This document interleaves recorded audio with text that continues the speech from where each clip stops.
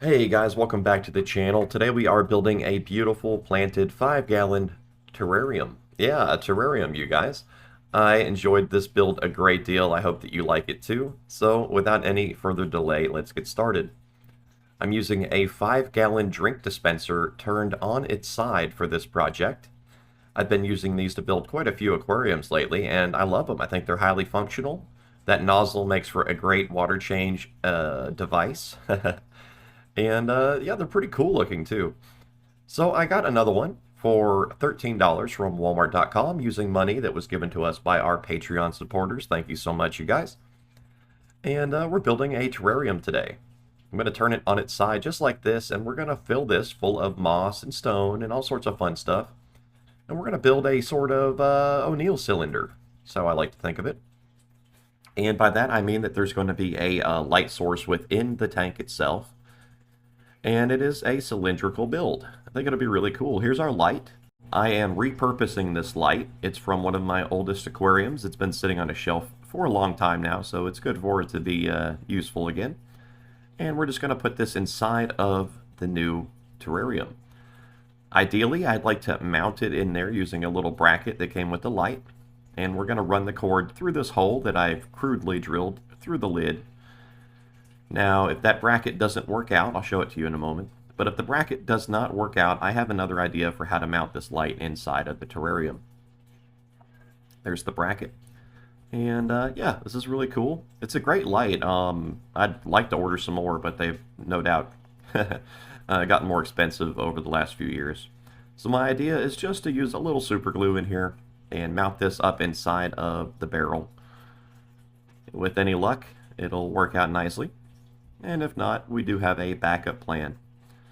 So you guys, this video is going to be a little bit longer than my usual stuff, my usual content. But a few of you were asking for longer videos, and I love to, answer the community. I love to give you what you want. So there we go. We have our bracket mounted in there. I do have a light hanging over this for the build, but that won't be used when we're growing moss in here. So I've cut a few little wedges from a 2x4 to help, catch this, to act like a brake so it doesn't want to roll backwards. If I build this right, we won't have to use these bricks, these little brakes, but for now, during the build, we'll need them. And we're just going to have fun with this, you guys. So we're starting with some lava rock. Lava rock is lightweight, and originally I wanted to build a polydarium here. Let me go ahead and glove up, yeah. But I wanted to build a polydarium in this project, but it just did not work out well. Something about the, being on its side, only having a little room for water, we couldn't do much. And plus, most of the terrariums I've built lately have been very, very wet inside. So we need to, curb that humidity a little bit. So I won't be putting any water feature in this project. We're going to go with just a all-natural Mossy Hillside type of Scape for this build. And let me go ahead and get my mask too. Yeah, there we go. How's it going, guys? Alright. So we're adding lava rock, and I want to build up a little bit of a hillside on the back of the barrel.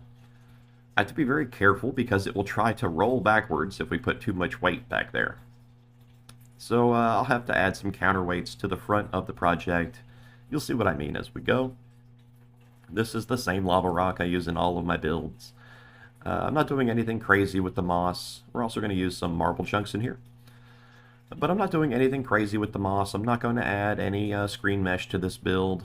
And overall, I'm going to try to minimize humidity in here. I want it to be moist, but not extremely wet. It's been a problem in a few of our builds, and it's caused our moss to grow in some strange ways. So I'm adding this marble to add like a little bit of an accent back here, and I noticed that some of the moss that we're going to use likes to grow on concrete and stone, so maybe it'll enjoy the pH of that marble more than the lava rock. I'm also adding a few handfuls of dried organic compost, just to fill in the little gaps around these stones a bit. Our moss won't really make use of soil much, but it will add as a nice little feature for us. And hopefully some of the moss will, crawl and creep onto this compost as well.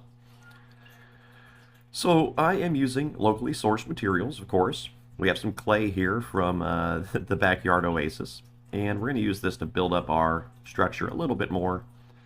This stuff is pretty heavy, so I have to be careful with it. And terrariums, when things are very moist, that clay is not entirely reliable as a building material. So instead we'll be using some of these large stones. These are my counterweights. I believe this is diorite or granite, something like that. This stuff's all over southern Georgia, so I think it occurs here naturally. But we're going to wedge some larger stones in the front, and you can see what I mean. We're getting the tank to lean forward and kind of catch itself. If I do this correctly, we will not need those little wedges at all. And we're going to break up some of that clay and let it fill in the gaps around the stone as well. So I had a lot of fun with this build, you guys, and I love it. I love the way this comes out. So forgive me if things look a little janky as we go. Here I'm trying to add my light, and it's just not looking like it's going to work. It's a little too long, and the bracket snapped off right away. So our super glue idea did not work. Here's an idea of what the light will look like inside of the tank. So I definitely want it mounted inside of the terrarium. I want it to have its own sunlight in here, basically. So we're going to do something different. I've customized this tree branch here from a tree that fell in the oasis. And we're going to use that as a bracket to mount our light. It's going to look a little janky. But that's okay, you guys. You know, this is a $13 terrarium build. And keep in mind, this is only like my 4th or 5th terrarium that I've ever built. So, yeah, we're going to hope for the best, and we're going to do what we can to make it work. There we go. I think that's pretty cool, you know? And as we get going, you won't even notice that tree branch as much. Right now, it's the most prominent thing in the terrarium, but we can turn our light slightly, and we can play with the lighting a little bit. I think this is pretty cool. So with our new DIY bracket installed, we're going to start adding some moss. I'm not going to bother with Latin names or anything like that. Most of the moss was locally sourced from the backyard oasis, though this particular stuff right here I got from a plant store. I bought a dead and dying plant. I forget what it was called, but I bought a plant that was nearly dead, and it had some moss with it. It was on sale. And I thought that's that decorative, dead, dyed green moss, you know. But I soaked the stuff for a while, and some of it did come back to life, so we're going to throw it down here in the foreground of this build.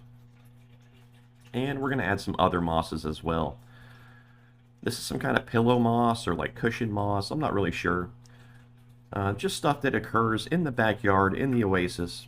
And I've tested these moss types over the years to see what would grow underwater.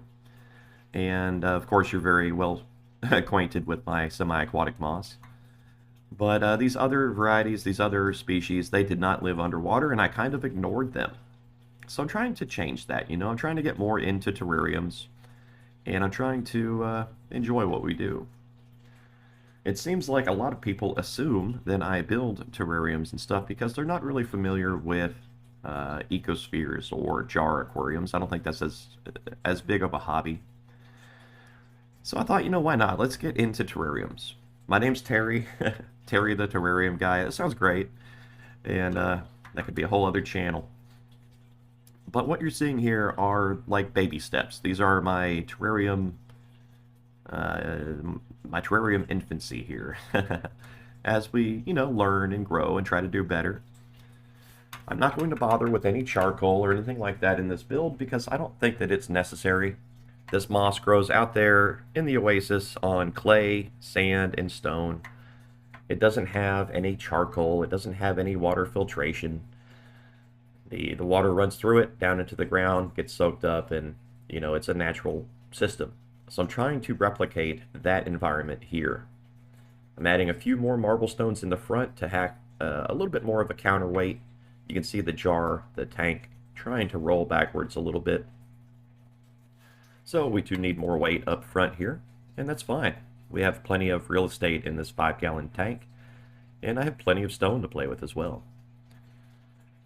Now I am adding some of our semi-aquatic moss in here. Even if everything else fails, I know that stuff will grow. And we're going to add a little clay here and there as well, just for good measure. So you guys, some of you watching are most likely well versed in terrarium setups, and you've most likely done this a few times in the past. But I am new to this. I've tried a few terrariums in the past. I've tried a few closed, sealed terrariums like I do the ecospheres, and they just did not work out. Maybe that charcoal layer is very important. I don't really know. I don't think so.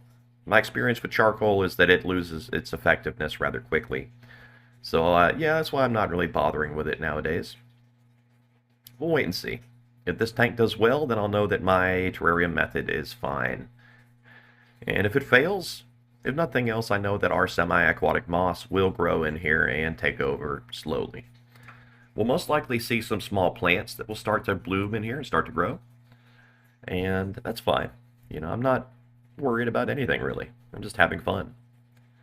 I am misting every piece of moss that we pull up here. Some of it is pretty beat up, as we've had our first frost here at the oasis. And I really wanted to capture some of this moss before it fell back from the winter cold weather temperatures and stuff. It seems like we're going to have a very cold winter this year. And now I'm just filling in some of the gaps with little pieces of moss that happen to escape, happen to break off while I was putting things into the tank, stuff like that. I'd like to eventually grow some moss up on that tree branch. That's my plan. So as things develop in here, we may cut and relocate little patches and hopefully camouflage that bracket, that tree branch a little bit. You know, it felt kind of fun, kind of like sweet revenge, to chop up this tree branch and use it in this build as it fell into the oasis and destroyed a bunch of stuff. And now we're turning it into a resource. So I think that's pretty cool. If I do this right, that branch will kind of disappear. It'll seem like it's meant to be there. And again, I'm aiming for building a mossy hillside. I want to see what our backyard would look like, you know, pre-history, before, you know, modern civilization came in and cut everything down and tore everything up. So I'm only using moss that we have laying around out here and that little bit of stuff that we found in the front from that pet store, that plant store rather. But generally this is a locally sourced terrarium and just using materials I happen to have on hand. Now the lava rock and marble chunks, they do not occur here naturally. I'm sure I could find a quarry somewhere nearby that would have some marble for me. But I've tried, you guys. All the quarries here, they want to sell truckloads, they want to sell boulders and large things, and I need like a bucket of rocks. And they don't really want to talk to me. So, yeah. We're just having to make do with materials that we get from Home Depot and such. And now I'm adding a little bit of leaf litter. Just some oak leaves, a few pine needles, things like that. I know you guys are going to say that pine needles are probably a bad idea in a terrarium. They're very acidic, maybe they're toxic. But again, I'm just trying to replicate the way this moss grows in the backyard. And some of the stuff was completely covered by pine needles, and it was fine. So I'm just trying to replicate that environment here so that we can enjoy it all winter and hopefully grow out some extra moss. If some of these species do well in here, I'll be able to, you know, chop them up and spread them around a little bit. I have high hopes for this build, you guys. Doing a quick lighting test here with our internal light. And you're going to see sunrise here in the terrarium. Oh my god, it's beautiful. Oh my god, you guys, we accidentally made something really nice. And see, we don't even need the brakes anymore, the little blocks, as the tank is weighted perfectly to sit in this orientation, using that little handle that's built in as a bit of a kickstand. And now I'm just going to mist everything. You'll notice I hold my little sprayer upside down, and that's because most sprayers will not work when you invert them, unless you remove the little tube inside, and then you can just run it upside down, no problem. It's a little funny, a little odd to do, but it works so much better, you guys. There's really no reason to hold it vertically, because it just creates problems. All of the stuff was pretty dry as I was collecting it, so again, I'm just misting everything. I want to get it a nice moisture level in here. Hopefully not too wet, but definitely a little damp. You know, that's what I'm shooting for. And that light did come from an aquarium. It is meant to be in a hood of a fish tank, so it is hardened against a little water. I wouldn't submerge it in a tank, but a little misty condition won't hurt that light at all. It's very safe. You'll see it's all sealed up with rubber and gaskets and all that good stuff. So now I'm going to fill in a few of the little empty patches with some marble chunks. I want to add a little bit of accent, a little decor, and hopefully get that moss to grow up onto this marble, which, some of this moss is growing on concrete and cement in the backyard. We have a bunch of pads that were laid back when this was a farm, like in the 60s or whatever. So I'm hoping to catch some of that moss's attention and get it to grow on these stones as well, thinking it might favor the pH of these stones. Now airflow may become a problem in this tank. I am using that nozzle with it set to open, along with a hole in the lid which will allow for a little bit of airflow. But I might even end up taking this thing outside once a week or something, letting it air out, letting some dust from the environment get in there and hopefully encourage our moss to grow. But as it is, I think we're doing a great job, you guys. I'm trying to make a little marble pathway leading up the hillside behind the tree. I don't want to overcomplicate things. I could sit here and tinker with this project forever and enjoy it. I wouldn't have any problem with that. But there we go. We have a little marble pathway kind of adding some differences to the build. And, I do see a few things I could have done differently. Our hillside could be a little higher in the back. And obviously our lighting fixture could be a bit better. But as it is, I am not upset. Some things might look a little janky. And that's okay. Don't beat yourself up. If you're one of those people that, like, say you draw a picture and, oh, it's never good enough. Oh, man, I couldn't do a good job. Then your friend might look at it and say, wow, that's a great picture. Don't beat yourself up. You are your own worst critic most of the time. And if your project looks a little janky, like, who cares, man? As long as you're having fun, as long as your pets and plants are growing and flourishing, like, that's all that matters. This build is not the $300 terrarium that many people would expect to see on YouTube. And that's okay with me. I'm not worried about it. Here at Bucket Ponds, I enjoy doing things on a very tight budget. And even if we got huge one day, if I became one of those big channels, I'd still be doing stuff like this, like looking for deals and looking for stuff I could find. And, oh, here's a jar I found in the woods, let's build something. Stuff like that I think is so much more interesting than, oh, I spent $300 on an aquarium and here it is, Like, that's great, But I'm not trying to hate those people. There's some very beautiful gallery quality, like, aquariums that I've seen built using amazing materials. But this is what I do, and this is what I enjoy. So here's the terrarium, 10 days after setup.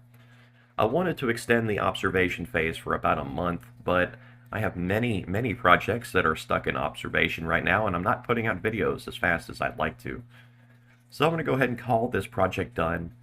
The moss, of course, grows very slowly, so we're not going to see a whole lot of growth from 10 days to 30 days, But when we look back at this tank in 6 months or a year from now, we'll see a big difference. And there she is, you guys. We've built a beautiful terrarium for $13. If you had to buy a brand new light, it might be a little bit more expensive, but as it is, I think that we did a great job. Using some old lighting materials we had laying around, a repurposed jug, and, whatever nature provided, whatever we could make use of. It's a little too bright from that angle, but I can rotate the lighting and change things as needed. I think it's really cool. Airflow is my only concern. I didn't want to cut any holes in this terrarium because, 2-3 years from now, we might want to turn this into a fish tank. We might want to pull all this stuff out of here and fill it up with water, and I don't want to have any holes drilled into the project or anything like that. So as it is, we can repurpose this project at any time and build something else. And to me, that's really important, I like to have that option for the future. I don't want to buy something like this for one use. I want to reuse it until it falls apart. But I hope that you guys have liked this video. Again, it is a bit longer than I usually produce, and I worry that you might get bored. But you guys asked for longer videos, and it's my job to, entertain, to give you what you want. So, yeah. Now, our little light cord will be running off to the side, and that's okay. I'm not too worried about it. Over the course of building this tank and observing it, just checking it out, I've gotten really fond of just coming up and staring into the terrarium. Just look at things, just observing the moss, checking everything out. It's very therapeutic in a way. I hope that makes sense. Like, there's something special about a project like this. It feels like I'm more grounded, I'm more connected to the earth. And I'm not trying to sound like some spiritual, wacky guy, but there's something very special about having nature like right here at your fingertips. Reaching in there and touching that moss. It's very special. Just something really important about it. I can't explain it. Especially for all you guys, though. A lot of my traffic, you live in my traffic, my viewers. A lot of you guys live in very dense urban environments, and you don't necessarily see things like this. You don't have nature right here in your hand. And I think that affects your mental health. I know it did me at one point in time. But when I can come home and reach in here and just smell the tank, it smells amazing. We've also included a couple hitchhikers. Surprise, surprise. There's a isopod in there. Most likely some springtails and some other things as well. I didn't include them specifically, but here they are. And that's fine. We will need their help to run a beautiful terrarium. I may have to make some modifications to ensure that they can live in here and have enough food and stuff. But ultimately, I think that they'll do fine. And that's our cat there. That's Junior. And he seems to approve of the build. So overall, you guys, we built a $13 terrarium that came out to be one of the most beautiful things I've ever set up. I am blown away, and I just can't believe it. It's a little janky, but so am I. Thank you for watching. Big thank you to our Patreon members and YouTube supporters. The YouTube members get a lot of extra stuff. You see daily posts with a picture and like 3 paragraphs I like to include. And yeah, check it out. Become a member. You won't be disappointed. And have a great day, guys. Thank you for watching.